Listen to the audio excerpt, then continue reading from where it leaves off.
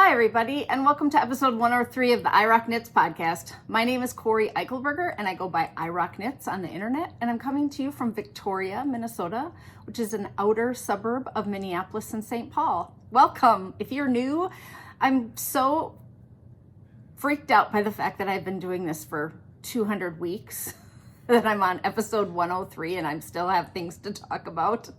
So I'm glad that you're here, everyone. It has been a busy couple of weeks at my house. This is going to be a little bit longer episode. I have a lot to talk about. I have some things to tell you. And so we're going to just do it today. I'm wearing my Rhubarb balls scarf. And don't adjust your monitors. I have on a gray t-shirt. I know, right? But it has little llamas or alpacas on it. You know, I can't tell if these ears are long or not. I think they're short, so it would be an alpaca, but I got the t-shirt at Kohls. Kohls has a ton of alpaca and llama themed items. They have pictures, they have t-shirts, they have kids stuff. And so I've had this for a little while. It's one of their own brand, I think Sonoma it's called. And I wanted to wear something fun today because I've been a little down, and I'll explain that. And so I thought, what's the most fun thing you've ever knit? And I think it is this Rhubarb ball scarf. It just, like, how can you not smile at that, right? These are just felted balls that are added at the bottom. This takes 3 skeins of fingering weight yarn, a variegated and 2 tonals, or you can do whatever you want. Actually, I love this Madeline Tosh colorway. I mean, I could not be more in love with the Rhubarb colorway, which is why I called it the Rhubarb balls scarf.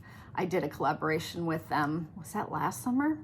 No, it was 2 summers ago maybe. So this is a knit on the bias. It is just a lot of pretty much plain stockinette knitting where you are doing a little edging of I-cord along the edges, and then the whole thing knits on the bias. So it's crooked. And when you get to the bottom, you have some really nice draped edges. You do a little alternating of skeins every time when you change colors, so they blend a little bit. So yeah.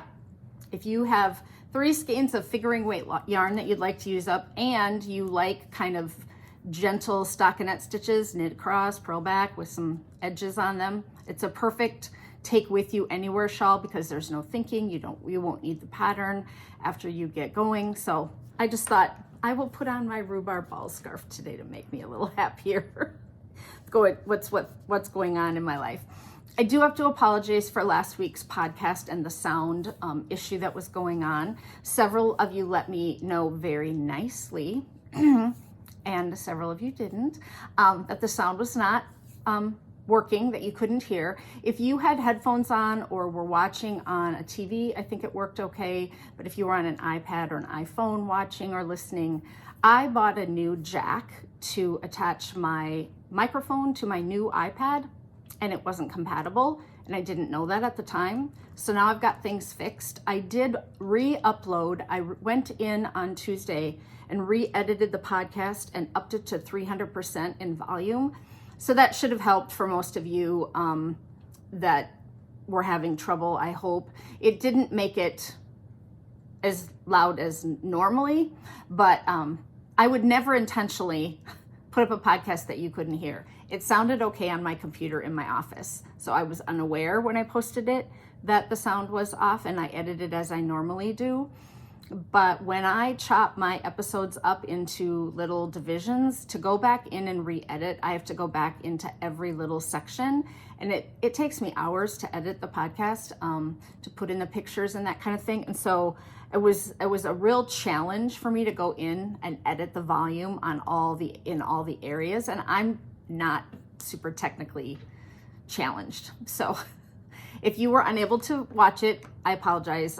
It'll be better this week. And, no harm done. I would never have meant to put something up like that. Okay.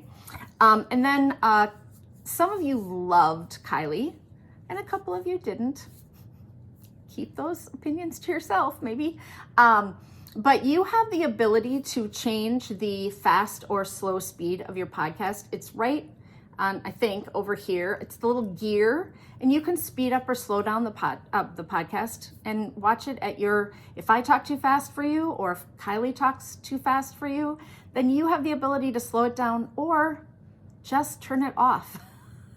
Don't sit there hating on something and then letting us know, right? So I was really pleased that so many of you found that podcast insert with Kylie hilarious, as did I, because it was hilarious that the one item out of 1,000, I think I have, I don't know, 1,300 projects on Ravelry, the one item that she thinks is the weirdest thing I ever knit, or ugliest, was the shawl I talked about last week. So my parents came this weekend because we had an open house for Kylie, and I was telling my mom the story because they don't watch the podcast. I mean, they have watched it, but they don't watch it regularly. So I was telling my mom the story. I said, remember that shawl that I made for us? And she said, that's my favorite one. I love that shawl. The cotton in that shawl is really soft, and it is easy to wear wrapped around your shoulders, around your neck. And Kylie said, Grandma. And I said, well, Kylie thinks it's the ugliest one. And she said, it looks like a white bird flew into it and pooped and left its feathers behind. So Mom and I were laughing because the shape of that shawl is lovely. If you want a plain triangle shawl, you have some variegated yarn, it would work lovely. But I got such a kick out of it, and many of you did as well. So I was really glad I left it in so that you guys can just laugh. Because that's my only goal, right, with putting out a podcast, is that we enjoy our time together and I can talk about my passion, the thing I like to talk about the most. So anyway, what am I wearing? I did that. So now we're on to audiobooks. I think I have to tell a little Cori story here at the beginning in order to explain what's coming up. I have had an injury. I have hurt or damaged or something with my right hip. So I think I told everybody in July I had a hip injection. It was not pleasant, but I was surprised at how close to my private parts that injection happened. I think you'll remember because you're laying on a table and I thought it would go in from where your hip is on the side. It didn't. It's from the front. And so I got really great relief. It took a bit. The first night it felt awesome because they put a lot of Novocaine in there or whatever, and lidocaine or whatever. You have no pain. And my hip had been catching. And when I'd been walking, I'd been back to walking, I was finally feeling so much better. I was able to get out and walk. I was walking, 2.5 miles, working my way back up. And I don't know, a week ago, Friday or Saturday, I woke up and my hip was locked up. It was just not moving. It felt like it needed to crack.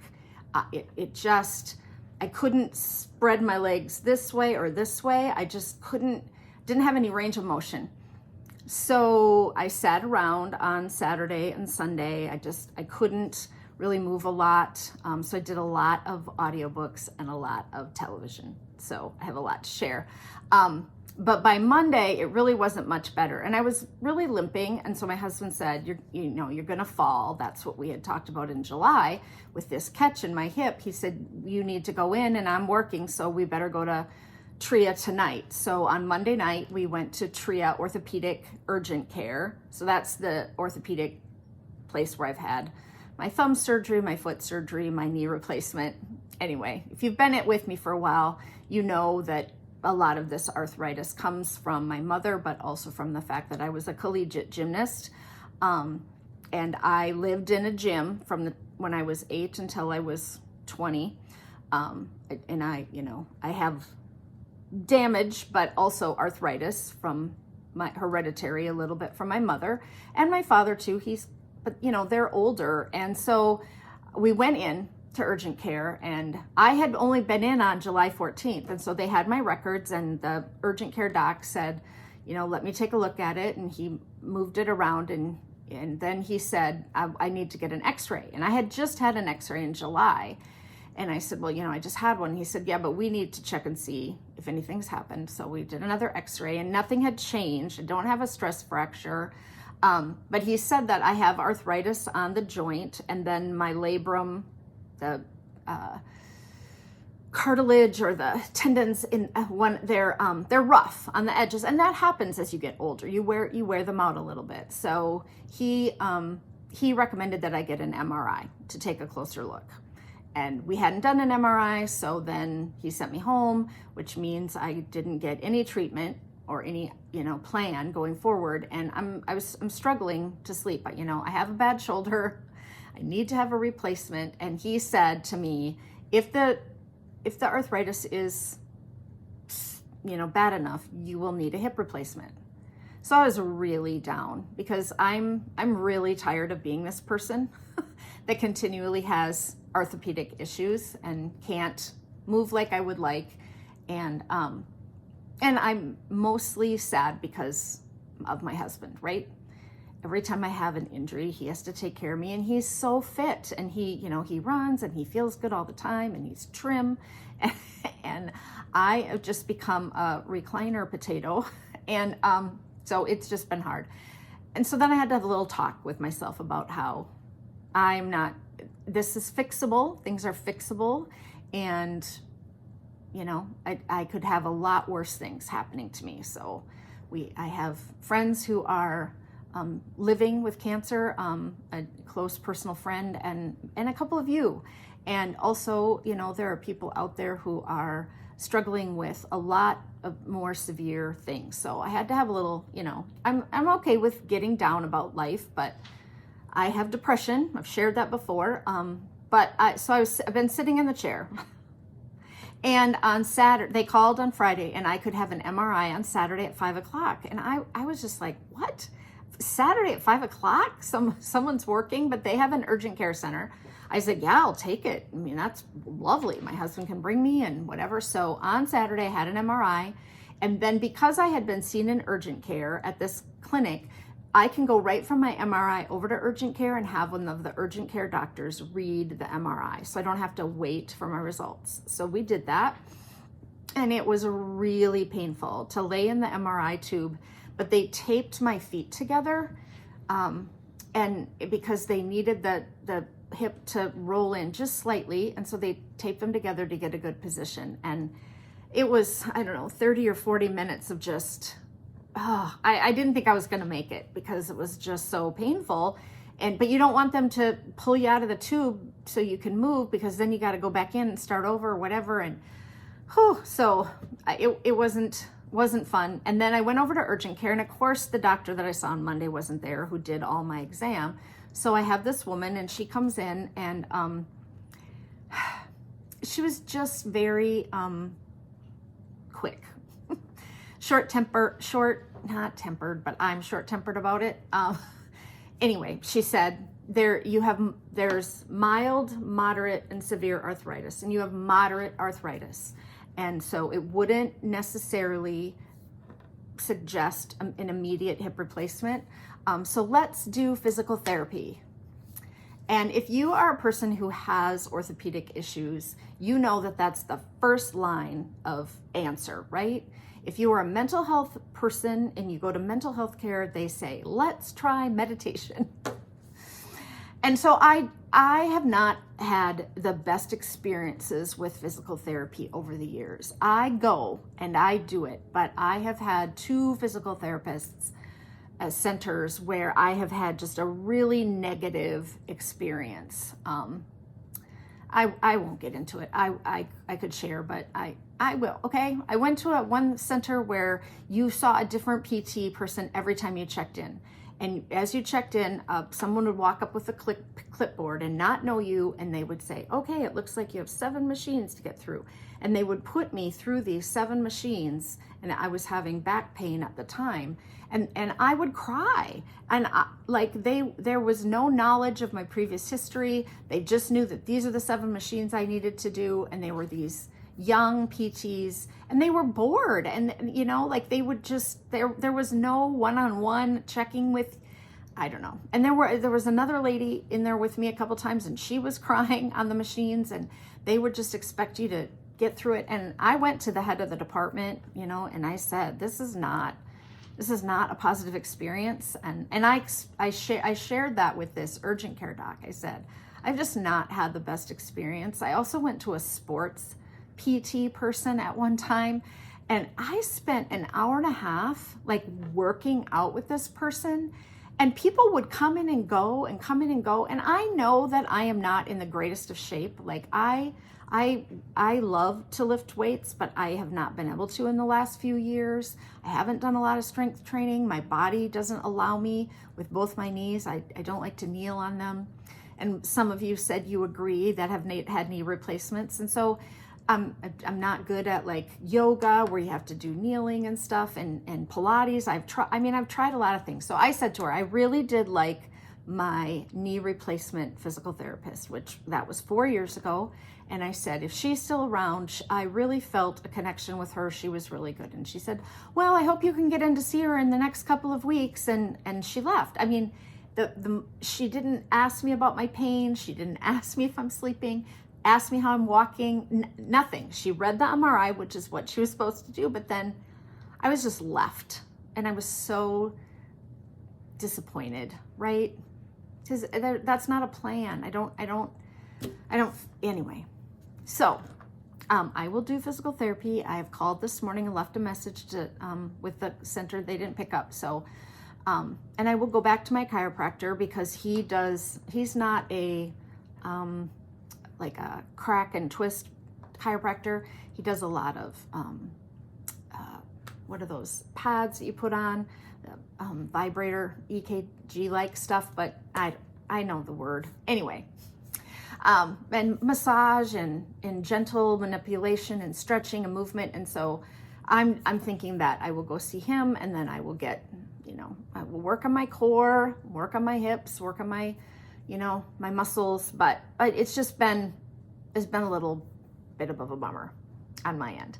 And this weekend we had Kylie's open house, so I'm going to tell you about that. My parents came to town, so it was just a bad week for me. So let's talk about the audiobooks, the tons of audiobooks that I listened to. I'll go through them real quick. I listened to Vladimir. I talked about that briefly last time because I wasn't sure. It took a really weird turn at the end. And for some people that wrote reviews on Goodreads, they appreciated that. But it is a character study of a woman. And so it is all kind of in her head, what she thinks. It's just a really different book. If you love books like that are character studies of what a person is thinking as they go about these things in their life. She was a professor at a college, and she saw this other professor named Vladimir, who was very handsome, and she wondered if she should have an affair with him, and she and her husband have an open relationship. So it's all about what she's thinking and how she's processing things. I didn't love it, but it was okay. Then I started Trust Exercise by Susan Choi. I asked some of you last week about that, and I did not finish. I gave it up. I just wasn't enjoying it. Then I read Every Heart a Doorway by Sean McGuire. And that is interesting, short little book about, and it has really good reviews on Goodreads. Like, people really loved it, and then there are a few people that didn't like it. It wasn't my favorite. I'll give you a brief description. Children have always disappeared under the right conditions, slipping through the shadows under a bed or at the back of a wardrobe, tumbling down rabbit holes and into old wells, and emerging somewhere else. But magical lands have little need for used up miracle children. Nancy tumbled once, but now she's back. So it's about children who disappear, and then they go and live a different life where they're super happy and they love what's happening, and they want to come. Then they are brought back into the lives, and not a lot of time has passed. And so their parents don't realize that they've been away and have experienced things. And then they all, without fail, they all want to go back to the land in which they were living. So it's really fascinating. It's considered a novella, and it was really well written. I didn't love it, like 5 stars, but it was good. Okay, then I read The Sundown Motel by Simone St. James. And I am kind of alternating back and forth between kind of mysteries and, you know, thrillers into dramatic stories. So this is one of those books that takes place in two time periods, like 1980s and then 2017 or so. And it takes place at a motel where a woman disappeared years ago, and now one of her family members wants to find out what happened to her. So she comes to town and then goes to work at the same Sundown Motel that her aunt had worked at many, many years ago when she disappeared. And that's kind of how the story takes place. It was quite good, well written, and interesting. There was a bit of a science fiction-y little bit in the background of this story. So yeah, it was good. Then I read Desolation Canyon by PJ Tracy, and PJ Tracy is a local to me Minneapolis author who is a mother-daughter team, and they wrote a bunch of stuff. The Monkey Wrench Gang, which was phenomenal, and that little series, I read all those books years ago. Well, then the mother of this writing team passed away, and now the daughter is continuing on, but they're still known under the name PJ Tracy. And she's written a number of books about this police officer. So this takes place in LA. It's the LAPD, and this officer is struggling with the death of her brother in Afghanistan, and then there is a murder that happens at the Bel Air Hotel, and they find a body, and then they have to solve the crime. And so you start to follow this police officer, and then she and her partner carry through to some of the other books. So it's one of those series. So this is 8 hours long, and after reading it, I went out and put 2 or 3 other PJ Tracy detective books on hold. It was a fairly quick listen.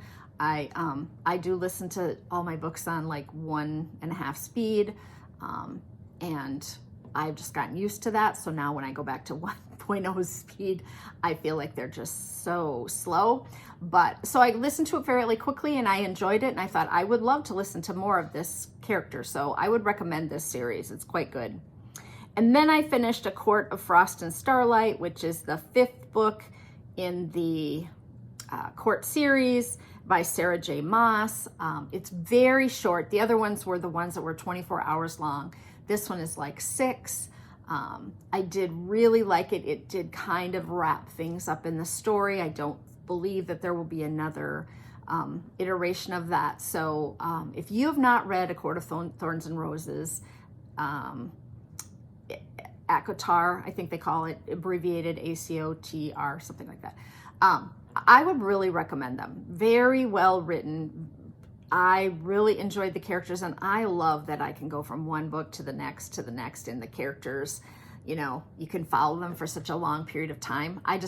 That is something that I really enjoy doing. I love a long audiobook. So those are my books this week. 1, 2, 3, 4, 5 books that I listened to in the last 2 weeks while I was sitting in my chair, mostly. Okay, then let's go down to the things that I watched on TV. I'll go through them quite quickly because I've been in the chair just sitting. I watched The House of Gucci, which is on Netflix, and that was very interesting. Then I went back and watched Miss Potter from 2006. That's with Renee Zellweger, and that is, you know, the Potter series, Beatrice Potter, and it's kind of the story of her life, and it was charming and lovely and sweet and interesting. It was really old. I've had it on my list to watch forever, and I finally was sitting there and thought, I'll just watch that today. Then I watched Anatomy of a Scandal, and that is new on Netflix, and that is takes place in the British courts. There are a couple of women who are seated, and then there's a situation, and it does deal with the rape of a girl, so that could be triggering, so there's a warning there, but it was very interesting and very well done. There's a twist in the plot, so it's not like anything I had ever seen before. And then I watched Keep Breathing, which is a show. Oh my gosh. That is a woman who is a lawyer, young woman, works hours and hours and hours, and something happens and she decides to fly home to kind of see her estranged mother. And she can't get a flight, and she's going to go to the North Territories, way up north. And her plane, she's taken 2 planes, and now she can't get on the little plane until the next day. And she has the belief that her mother's going to leave.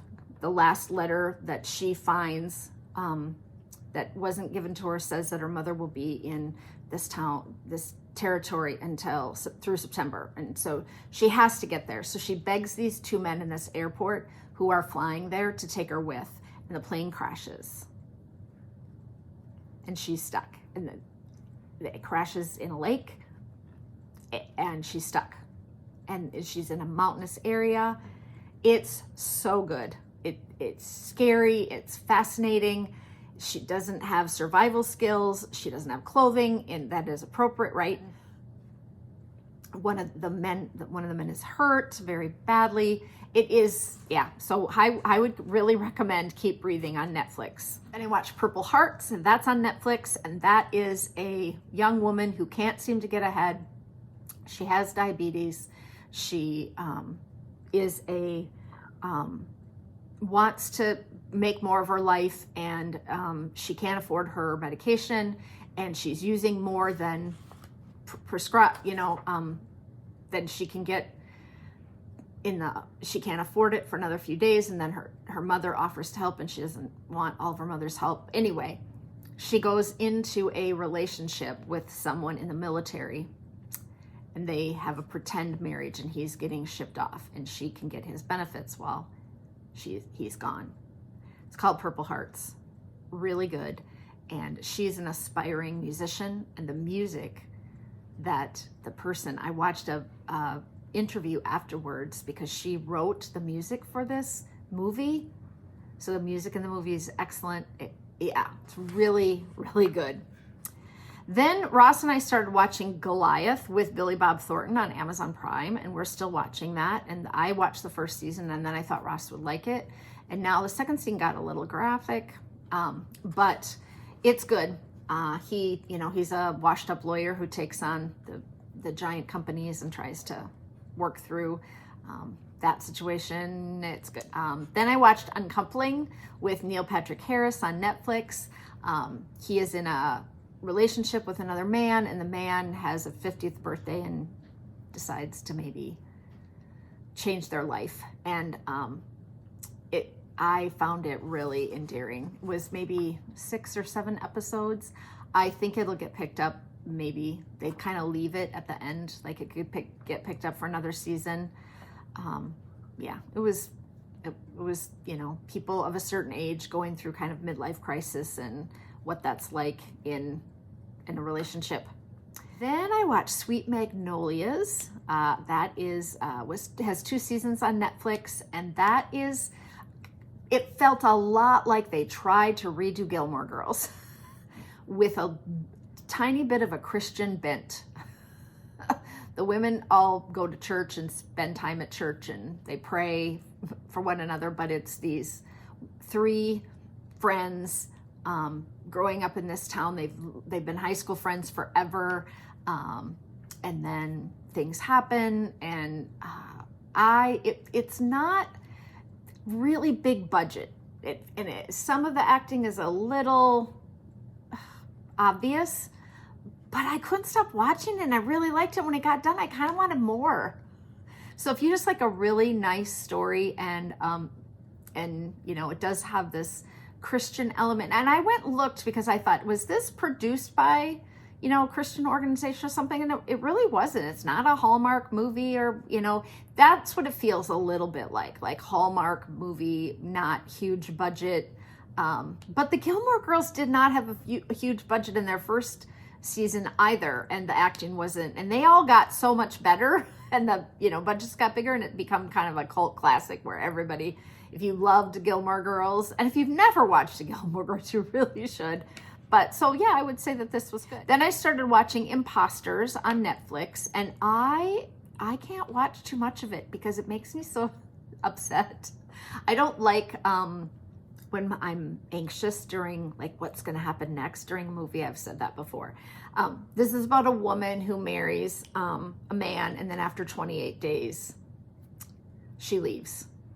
And she's an imposter. And then things continue to happen with him and other cons that have happened. And it's considered a dark comedy. There's some parts that they try to lighten the mood, which I think is important. But, and I don't usually like dark comedy, but it's suspenseful, really suspenseful. So if you like that. And I want to share, I have shared before that I follow Daniel Cantor on Instagram, and he's from Kingston, New York, and he restores old houses. And I love following him as he is restoring these old kind of broken down houses and bringing them back. He does stories on Instagram a lot, and I really like him. He has a podcast, and I didn't know that. It's called About the Folks.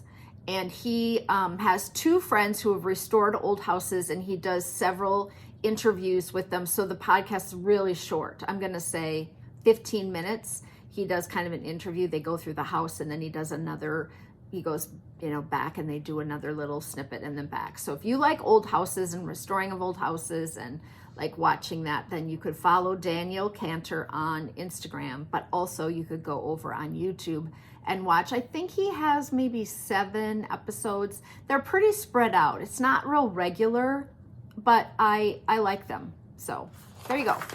There are the books. Let's get that all out of the way. The Cori sitting in her chair for 8 days. Just feeling like a slug, but I did get quite a bit of knitting done, so I might share that with you guys. Let's do the recipe of the week. I have a recipe for salmon fried rice. Oh my goodness.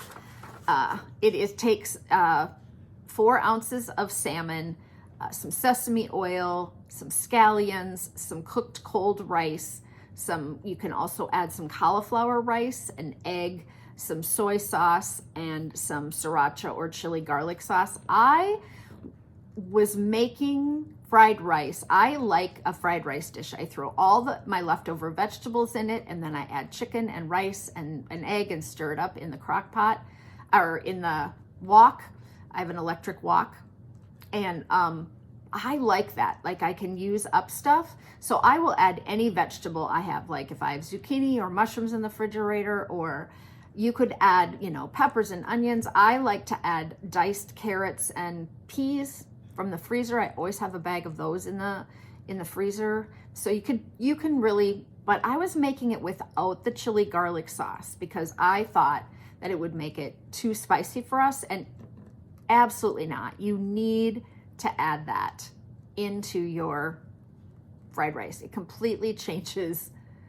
It's really good. So I would definitely recommend that you buy that. And so this is just a quick put together, about 20 minutes, cook everything, and it's on the table. But yeah, we have been trying to eat more fish at our house. My husband's eating walleye every weekend when we go out to dinner. He likes to go out to dinner on Friday and Saturday. Now he doesn't want to cook. He doesn't want to clean up the kitchen. That's his job. So we often go out. And so he always has been ordering the walleye. And I like walleye, but I don't love it. Like I can't eat it like he can. Like every Friday or Saturday when we go out, he'll order it. So I often order salmon or scallops or shrimp. And so I do like salmon. And so we eat it out quite often. So I don't often cook with it at home. But this was really good. Highly recommend. It comes from Skinnytaste, and she is a home cook chef on Instagram that I follow, and she's written a number of cookbooks. So if you're familiar with her, she kind of tries to clean up recipes a little bit so they're a little more healthy, but she doesn't swing into all health foods all the time.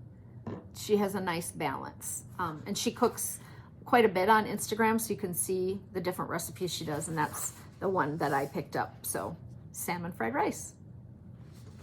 Okay, the sweater of the week this week is the Juliet sweater, and it is by Sarah Moore, and it came out a number of years ago.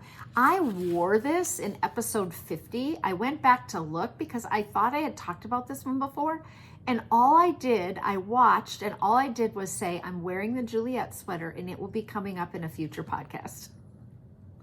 And I didn't tell anybody about it.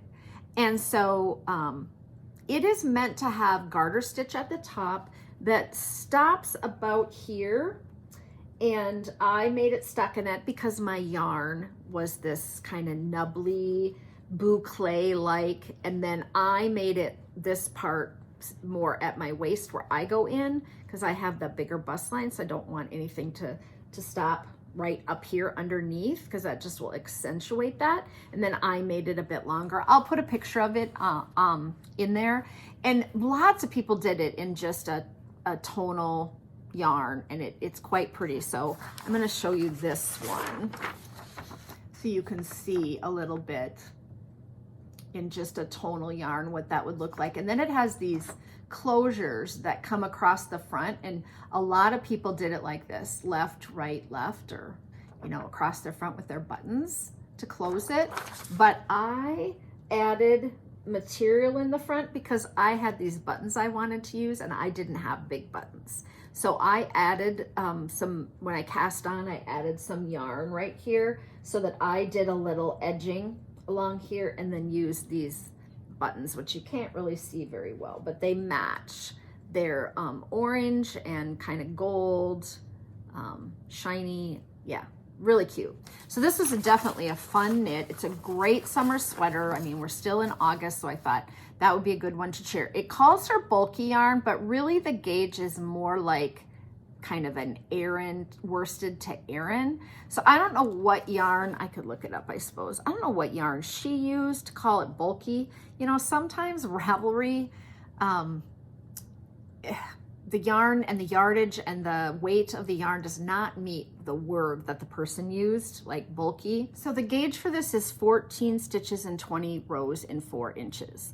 So it is, a heavier yarn. So my yarn was not that heavy. So a lot of people knitted in chunky, but if you go to the yarn ideas on the projects page, a ton of people knitted in worsted. So I think it could really, it's just a raglan increases. And so you could knit a one size, larger or smaller, depending on the weight of yarn you choose to use. The size range is a double range. So 28 to 31, 35, 32 to 35, like that. And so it goes from 28 in the small to a 55-inch bust. So for a pattern that was relatively older, that's a pretty good size range because we didn't used to do that back in the day.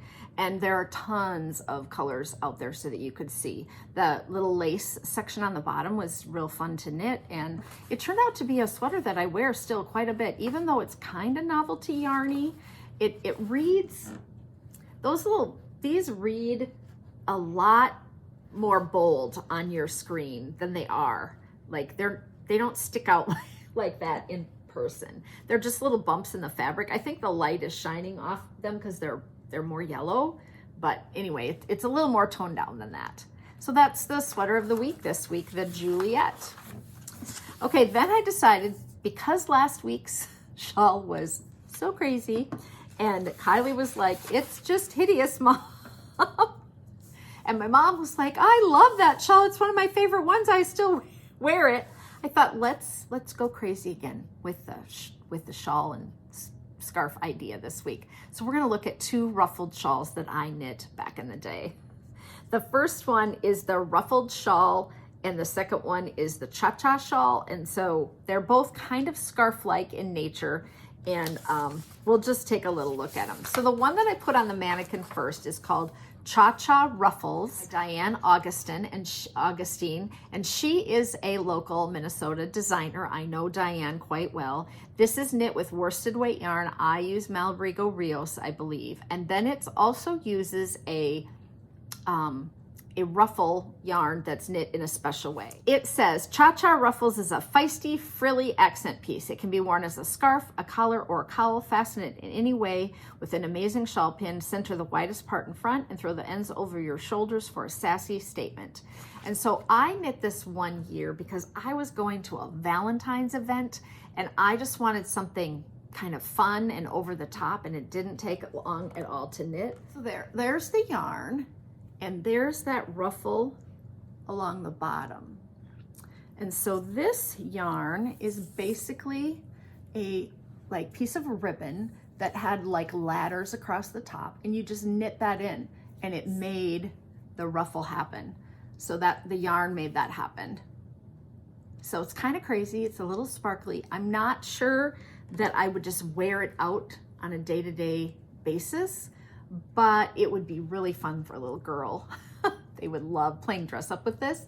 So I was thinking my nieces might like this as a dress up piece. But I did wear it to a Cori. I did wear it to a Valentine's Day event that I had to go to. And I just wrapped it around my neck and I got a ton of compliments on it at the time. This is very thematic, right? Okay. So then now I'm going to show you the second shawl. It's called the Ruffled Shawl. It was by Irina Poludnenko.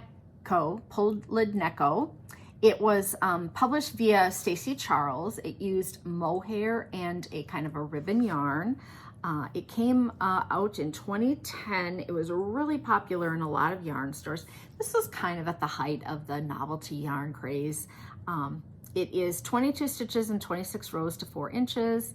And it is comes out 18.5 inches wide and 36 inches long. And this is it. It's a really dainty little shawlette. It had this special yarn, again, that was super popular. And then you just knit in a little bit of that tape. Turn it upside down here so you can see. It's kind of the same thing, but it's not stacked. Like this one was thicker and it was stacked on every row. And this one, you just did one row of that. And then, so I call this kind of my Spanish flamenca little shawl. And I think if I had the right dress, like a little black dress or even a little green dress, I would probably still wear this. I kind of like a little crazy, a little weird, a little funky.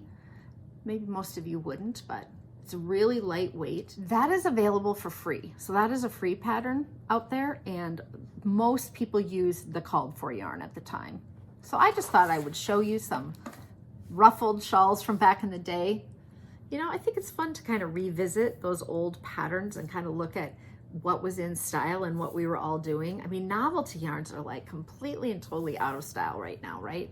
Very few people doing anything with novelty yarns, and they're not selling novelty yarns. You can't even find something to put at the bottom of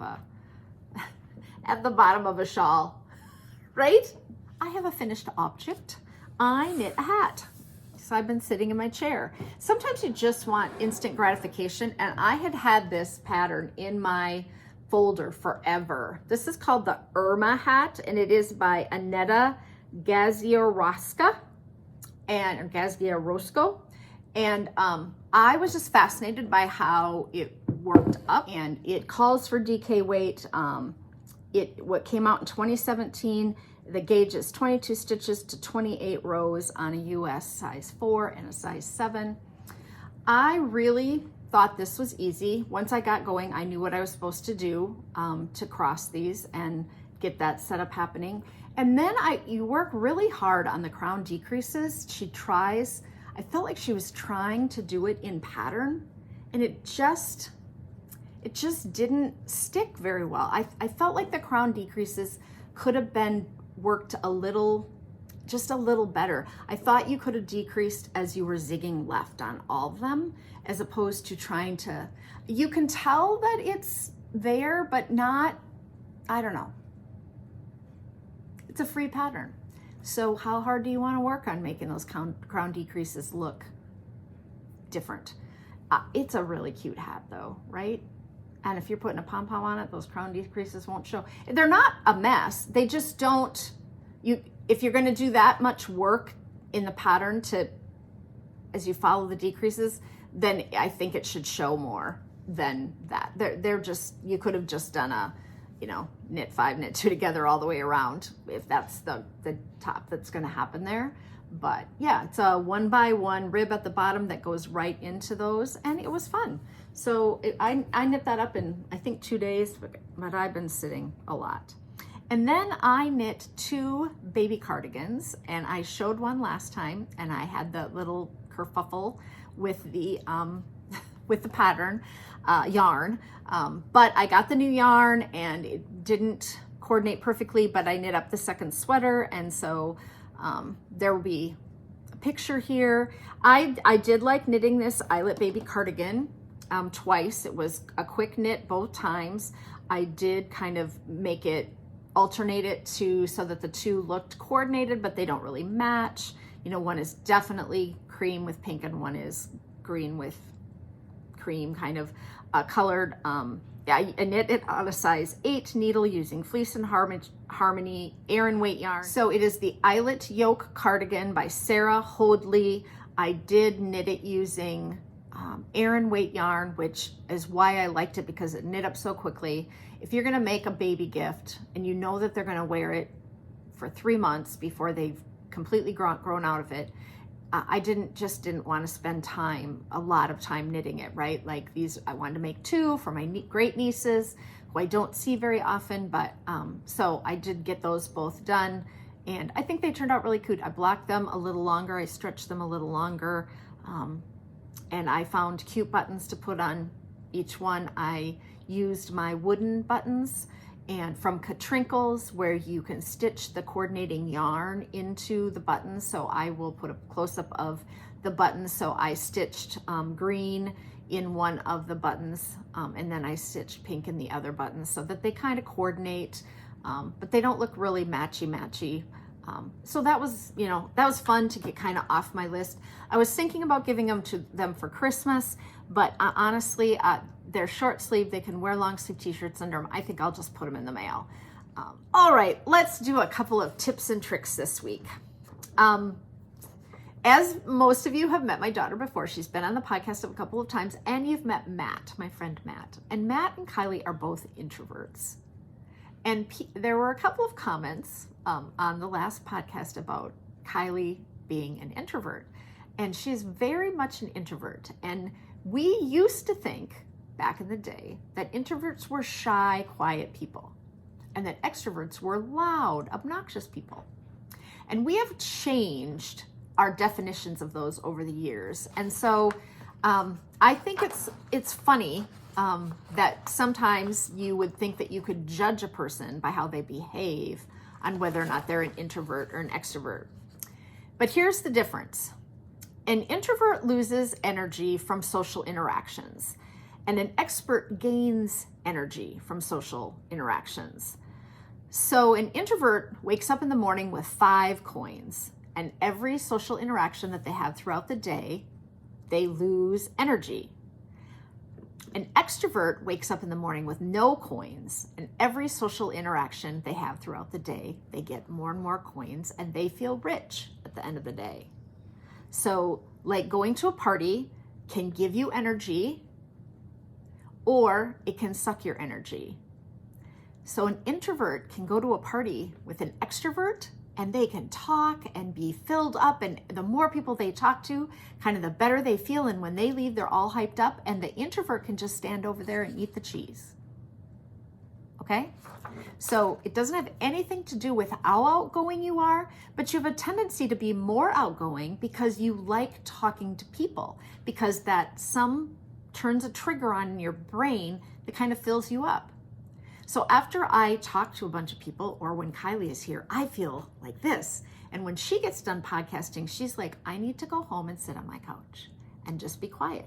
And she recharges. And so we have some definitions of people being like social introverts where they can socialize, and then some introverts who are just very unwilling to socialize. They just are so uncomfortable and they just get drained so much that they're just not willing. Like they just don't even want to go there. And so we just need to kind of evaluate how we look at extroverts and introverts and how we judge people on, on the inside. Someone may have just as good a time at the open house party that we had for Kylie on Sunday, just listening to everyone talk and sitting back. And they still might have gone home exhausted. Whereas after the party yesterday and I talked to all the people in my house, I was just on for about an hour. I was just like, oh, it was so much fun. It was so great. My husband and Kylie and some of the other people I'm sure that were here were just like, oh, right? Like, now I need quiet down alone time. So I just wanted to put that out there because a couple of you were just shocked that Kylie is an introvert. Yeah, she can talk to people. She can feel like she's very outgoing and she is funny, and but a lot of podcasters are introverts because they're not surrounded by people when they podcast. There are a lot of podcasters who are introverts, and you would think, how can they put themselves out there? Introverts are shy. It doesn't really have to do with that as much as just their energy being drained or lifted up. So I won't say any more, but I had seen that little snippet about the coins from a guy named Simon Sinek on Instagram, and I had saved it because I just thought it made such a direct correlation, right? Introverts wake up with 5 coins. By the end of the day, they're gone. Extroverts wake up with no coins. By the end of the day, they feel rich. So I love that. And so I want to give him credit because I have it in my mind now. And I just thought I would share it this week. Okay, things I saw on the internet. Okay, there's a new book coming out called Safe at Home by the .nitwit on Instagram. And she's the one who did the house's quilt blanket knitted that I showed. I will put a picture in, but now she's done an entire book. And oh my goodness, I cannot wait. So I signed up for her newsletter. She got her preview copy and she was flipping through it on Instagram. So you can go over and look at all the pages because she flipped through it in her stories on Instagram. And it is going to be awesome. I just want you to give you a heads up for that. I definitely think I need to knit the dog one. Oh my gosh. And the names for each of the blankets are so cute. Really, clever. And then I saw this on Instagram this week. Don't you think I have to have this? I mean, come on. I know none of you are coming to my house, but if you came to my house, it would make you laugh, wouldn't it? If I had a banana rug at my front door, oh my gosh. That's by Ruggable, and Ruggables are those rugs that you can throw in the washing machine, and then they have the pad is underneath, and then the fabric is on top, and they stick to it, so it makes a rug, but if the top gets dirty, you can wad it up like a big towel and wash it. Fascinating, right?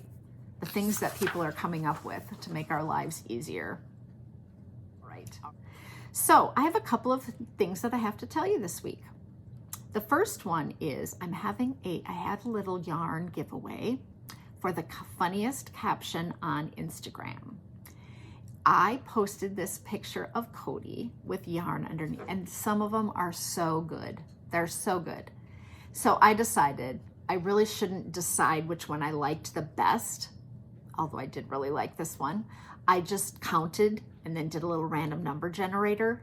And I might have picked this one as being one of the funniest ones, but I just didn't want to do that. So I asked people to caption this and that I would give away a skein of yarn. So let me grab it. Here is a beautiful skein of kind of rust yarn. It's looking brighter in person. It's darker than this. It's not really orange. By Swift Yarns. It's a fingering weight. I have this in DK in several skeins. I'm gonna make my shawl out of it. The one that I wear the most, well, I might make Legacy Park just as a solid in that orange. Otherwise I'll make my Fiber Friend shawl out of the DK weight. But I'm gonna give this to, on Instagram, Miss Eleni, ms._ELANI_AY. Let me spell that again. MS_ELANY. And her quote for that picture was, I just thought it was a new leash on life. I thought that was really cute. Yeah. So this, I will send this out. I will send her a message on Instagram and let her know that she won this, but thanks for participating. And some of you got a pattern gifted to you on Ravelry from me. I had a friend send me a little money for the podcast, and it wasn't necessary, but I said to her, you know what? I'm going to pay that forward. So I'm going to gift 3 patterns to people who made comments on my podcast in the last episodes. And so I went out and did a little random number generator, and I went on Ravelry and I gifted those to people. And it was just a random thing. I just thought, yeah, it doesn't cost me really any money to send one of my patterns to someone because, right, if they didn't buy it, if they weren't going to buy it anyway, then it's just kind of a wash. But it's kind of fun to get a pattern. So thank you to the person that sent me that cash. I will buy myself a little treat with that. And then I have a favor. I have a friend who is going through I don't want to say too much, a health thing. And she needs to get rid of all of her yarn. And so she has a website. And I posted this on my Instagram, but I didn't talk about it on the podcast. So would all of you go over to My Sable Yarns? And SABLE is the acronym we use in knitting. SABLE is Stash Acquired Beyond Life Expectancy. And so we use that if we could knit forever and never run out of yarn with what we already own. Most of the skeins that she's destashing are about $15. She also has 6 shawls that are out there that are for sale, and she just needs our help. She is going through some really tough stuff. So if you would like to help her out and pick up some beautiful yarns. I went this morning. I have one in my cart that I really like. But we could help out a person just by buying some of her yarn, so she can get rid of that, get it out of her home. Okay. Then let's talk a bit about my open house that I had for Kylie. So we'll do a little Cori stories here at the end. Now, first of all, several of you commented on Kylie being on the podcast this time, but she didn't know how to spell her name. And so I'll tell you a little story. I may have told it before, but I'll tell it again. Kylie was a fertility baby. We tried to have children for about 8 years before it actually happened. I did not end up going to a fertility clinic, but I was tested, and I kind of ended up having Kylie through naturopathy. And I've told that story before, but when we were in the hospital, we had a number of names and we put them on little recipe cards. And my husband is a huge Total Cereal fan. He loves Total Cereal, has been eating it his whole life. And he, several mornings a week, he'll have Total Cereal. And so he would sit at the kitchen table and flip through the recipe cards. And we had a number of names. We had Shelby that I remember, and Lane, because my mom's first name is Marjolaine. We had Lynn as a first name because it's my middle name. We had a lot of names, and Kylie was one of the names that was there. But we just hadn't decided. And everyone thought I was having a boy.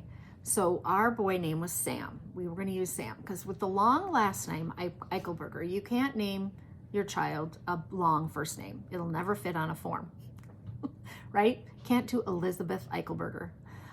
So we wanted to keep it short, and everyone was pretty certain that it was going to be a boy, and we didn't find out beforehand. And so I'm in the hospital, we have a girl, and the nurses, I was there on a Monday, Tuesday, and I went home Wednesday morning. There were some issues, but anyway, they kept bringing in birth certificate forms and laying them on the little table next to your bed. And we just didn't have a name, and it was fine, baby Eichelberger, but really hard to go home back in the day without a name, right? And so we just kept putting it off, and eventually there were 4 or 5 or 6 birth certificate forms to fill out laying there. And Tuesday night, my husband picked her up out of this little bassinet, and he said, "Hi, Kylie." And I looked at him and I was like, "Is that her name?" And he's like, "Yeah, that's her name." And I said, "Okay." And I said, "We need to fill out that form." So we did. he sat there and he wrote it down. He wrote Kylie Lynn Eichelberger. And as a teacher and a really good speller, I can spell almost anything. And my husband, as a sight word reader and not a really good speller, who really struggles to sound things out, I picked up the sheet and I said, that is not how you spell Kylie. And he said, that is the only way to spell Kylie. So most Kylies are spelled like Kyle, K-Y-L-I-E, Kyle, Kylie. My husband said, it's Kylie, like Riley, K-I-L-E-Y. And I said, that is not how you spell her name. And he said, that is the way we should spell it. You know, you're hormonal, new mom, and you think, doesn't really matter. So her entire life, we have always Kylie like Riley, Kylie like Riley. But most people who have never met us or seen us or whatever would spell it Kylie like Kyle. So there you go. Kylie like Riley. Now you know. That's how you spell her name. K-I-L-E-Y. And don't even try Eichelberger. It's got 12 letters and a lot of E's. A lot of E's in it. Okay, so that's how she got her name. We had an open house this weekend for Kylie because she had graduated from law school and she finished taking the bar. We had talked about that briefly. But last week, talk about bearing the lead here, Kylie got engaged. So we gave Kylie and Stevie a trip to Mackinac Island for her graduation. They wanted to take a little trip and go somewhere before she starts work next Monday with the Minnesota Court of Appeals, and they don't have any money. And she said, we don't need to fly anywhere. We just want to go somewhere and be together special. I've been studying. And so it's one of my favorite places on earth. We've talked about that. And so they went and they had 2 nights at the Grand Hotel.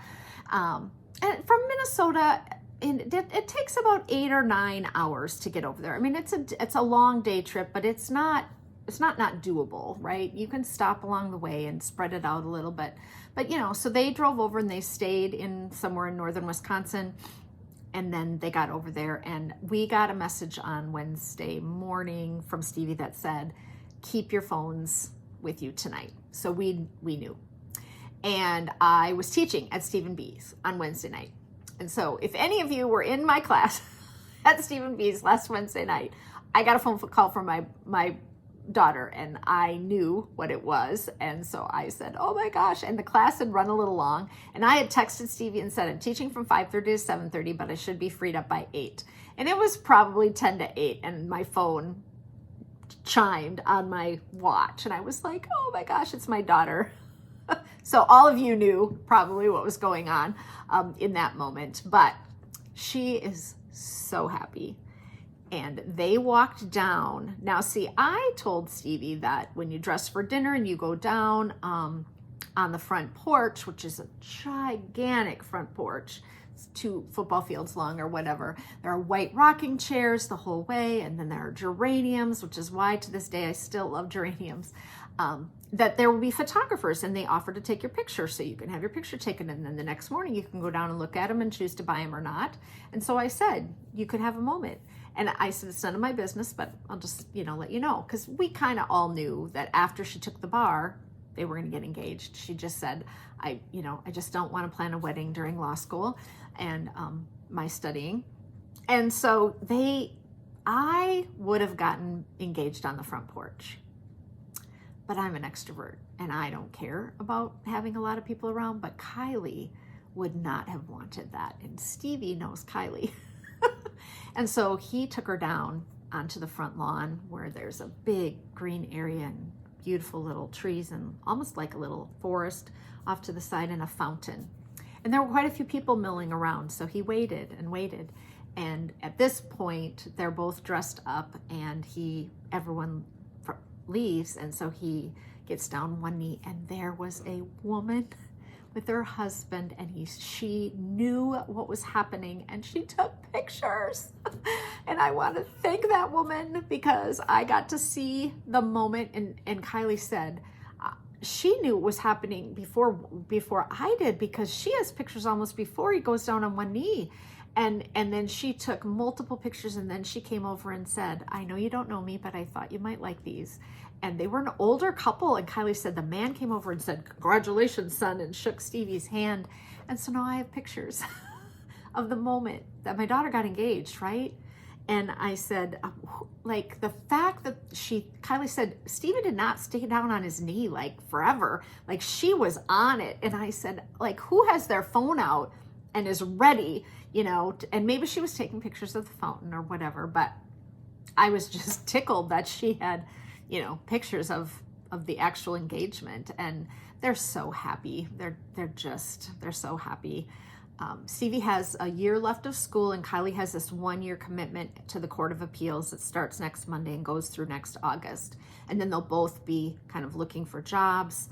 He's going to be a teacher, so I think he'll be able to get a job just about anywhere, because no one wants to teach in the schools right now. It's just been so crazy. So lots of teachers have left and then Kylie will be looking for a law job. So I don't think they'll get married right away. They're thinking late next fall or the following fall even, so that they can move out of the house they live in now and be by wherever they're both working. Stevie will try to get a job near where Kylie is working, apparently. I don't know. They've talked about it, but so they're just so happy, and she loves her ring. They did go and look at rings together, and he found this one, and she said she liked it. She said they did look at, you know, quite a few rings. So it's just exciting that, you know, we're really excited at my house that she's going to start working. And so that can be off of our plate. We've been helping her through law school, and yeah, so it's been great. Her open house then turned into kind of an engagement celebration too, right? Because they came home and it's just been a week, practically, and we had about 20 people over, and it went from 2 to 4, so maybe it was more like 30, but people came and went, right? Came in, wished her, saw her ring, said congratulations to them both. Congratulations. We set out her diploma and all her Ruth Bader Ginsburg stuff, because she's a huge fan of Ruth Bader Ginsburg and everything she did for women. So Kylie has she has dolls and she has books. And so we set that stuff out. And then we had crumble cookies. Oh my gosh. If you're in the Twin Cities area, crumble, CRUMBL, giant, thick, beautiful, very interesting flavored. And then we had buntinis. We had little bundt cakes from Nothing Bundt Cakes. We made a big fruit salad. And then we made smash, which many of you have the recipe for. Kylie, Ross didn't think we should have alcohol, and Kylie thought we should have alcohol, and she said we could just have like wine coolers and beer, Dad. You know, it's been so hot. Well, it ended up not being hot yesterday, really. I mean, not as hot. And so I don't know, after they got home, she said, how about if we have smash? That's Grandma's recipe, and they're coming. And I was like, oh, perfect. So I made 2 batches of smash on Saturday afternoon, and it's limeade, lemonade, orange juice, frozen cans. You make a simple syrup with water and sugar. It's out on the recipe board on Ravelry. And then you put a pint of vodka in that, and then you freeze it, and it doesn't really freeze solid because alcohol. And so you scoop it out. It's like a slushy, and then you pour ginger ale, 7-Up, Sprite, something over the top. It was a huge hit. I mean, there's not enough vodka in there. Nobody's going to get, drunk, but it keeps it from freezing, so you get a slushy. And it's just perfect for summer. And, a lot of times men, this is a gender stupid thing to say, but, they wouldn't want a vodka slushy. And everyone drank it. Everyone was, once, they'd have a sip of someone else, their wife or their girlfriend, and they'd have a sip, and then they'd say, oh, I'll have one too. Anyway, it was very nice afternoon. We had lots of people here. Ross's brother and his wife came. Locally, Kylie didn't want to have a whole bunch of people. She really just wanted to have, her friends over. And so that was nice. And it 2 hours, it was quick. It didn't last very long. My mom and dad did drive up at the last minute. Mom hasn't been, feeling great, but they just decided, my mom said, I just really want to see her ring. She's my granddaughter. So they drove up on Saturday, and then they went home this morning, which is why I didn't record yesterday, and I have the best husband. I mean, the best. He did it all. Like I'm not walking well. He went to the grocery store, he bought the stuff, he cleaned the house. The house is always clean because he's tidy, very tidy. But he cleaned everything, and he moved stuff, and he put stuff away, and he mowed the yard, and he power washed the deck, and he bought, watermelon, and he cut watermelon. And Kylie had a friend come over, a teacher that she coaches speech and debate with, who loves to be a hostess and do stuff. And so she came early so that she would kind of do the stuff that I would normally do, like cut the cookies in half and put them out on plates. And we had, a few chips and things. And so Anna, that was great. But she and Ross ended up, I just tried to do a few things, and I'm just not, the more I stand and walk, the more it hurts. If I sit, I don't have any pain. Like right now, I don't have any pain. And if I sit in the recliner and lean back, it's even better. If I just lean a little bit, I can just sit there. And then I feel like I can walk for a few minutes, and then it's just caught. It's just inside there. I can't even rub it. Like I can't get at it. Like it's inside the joint. So we'll see what the physical therapist says. But in the meantime, I'm kind of laid up. And so he brought chairs up from the basement and put the tablecloths. And then afterwards, he cleaned up. My mom and dad and Kylie and Stevie and I were sitting at the kitchen table just visiting, and he cleaned up. And some of her friends stayed. And people were visiting, whatever, 4 o'clock. And he just started cleaning it all up. And he literally put every single thing away and wiped down the counters. And he was just pooped last night. And then we needed to feed my parents because it's supper time, and all we've had is cookies and cake. And so we did go out to eat, grabbed a bite to eat with my mom and dad, and we just went local, got something to eat at 7 o'clock because we were all, everybody was tired. I was yawning. It was just I talked to everyone.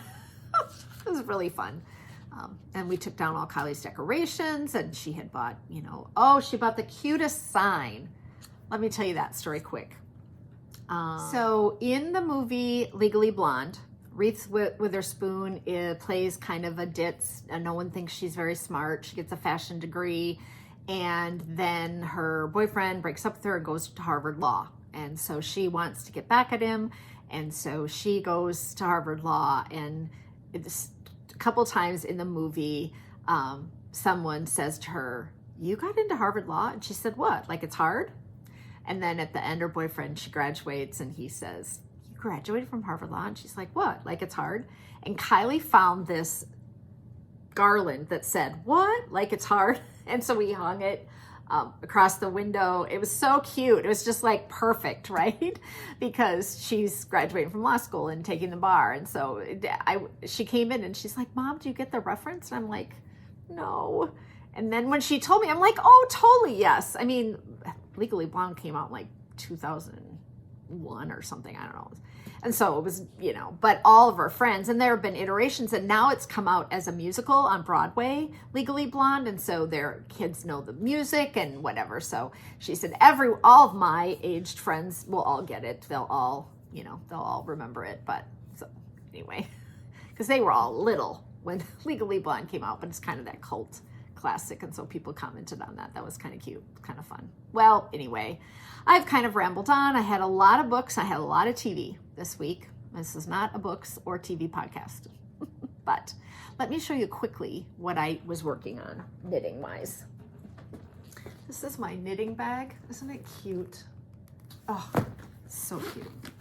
I got this from a friend who went to London, and it's a Kath Kidson bag, but I have been little bit working a stripe or two on just slowly on this sweater that I have been knitting for a bit. It is a Knit Picks pattern, and I am using lavender loon tweed, and it's really fun to do stripes because you only have to do 4 rows and then you're on to the next stripe. But I'm at the bottom, so now I have to just do the dark brown. I want to try it on, so I didn't work on it for a couple days. So I want to make sure it's long enough, and then I'm gonna do dark brown ribbing and then just do the sleeves. So I kind of finished that up, got it to where I thought it was long enough, and then I need to move forward with finishing that retro So after the hat, then I took a break, then I knit the baby sweaters, and then in between I've been knitting the body of this sweater, which is my Deresho, and it is knit with Malabrigo, and I'm alternating skeins the entire way. I have 4 skeins and one of them is much lighter, so I'm continuing to alternate.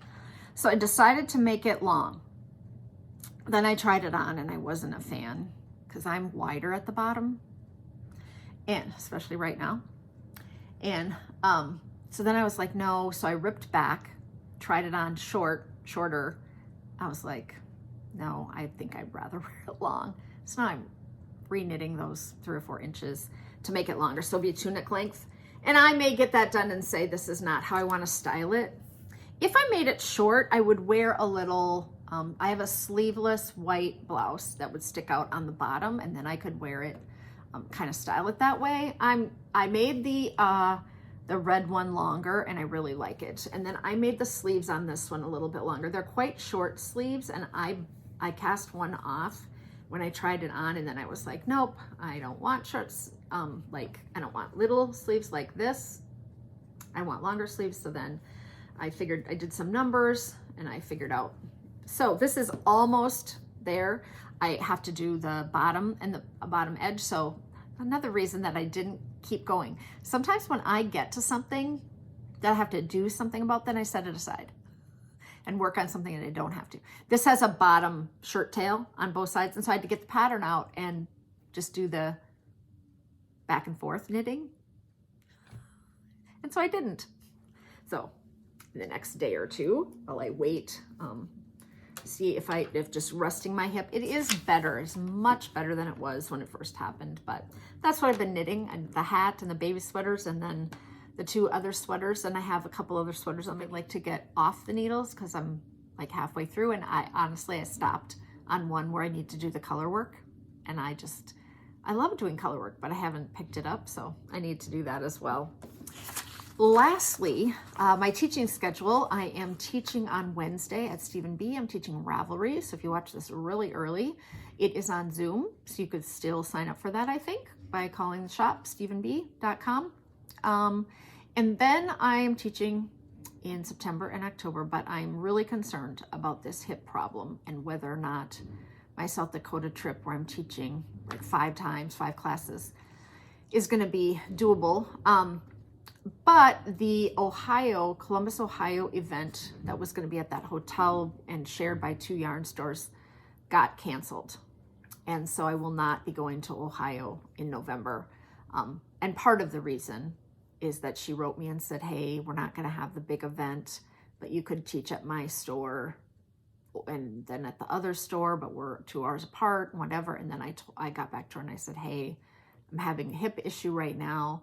And she wrote me before I had the MRI. So I'll know more after I have the MRI about whether or not I need to have a replacement, but I'm literally not walking right now. And November's a long way away, but anyway, and she got back to me right away and she's like, honestly, let's just cancel. So I think it worked for both of us that I wouldn't be traveling, and either they lost their venue or didn't have enough people, or I don't know what really happened, but the Ohio event got canceled.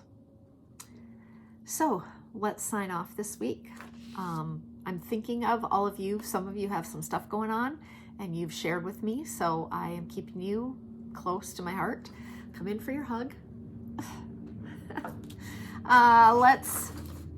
Let's start with no green bananas, because I might need to get that banana rug. That's just really funny. Keep it colorful. Keep your fork. Waddle on. Never complain with your mouth full. You'll never regret ripping back. On that sweater, I might have regret ripping back because then I re-knit it. But, I had to try it on short. And then buy the gravy. I'll see you all in 2 weeks. Keep in touch. Let me know what's going on. Let me know what you're knitting. Keep me in your thoughts. I'll see you all soon.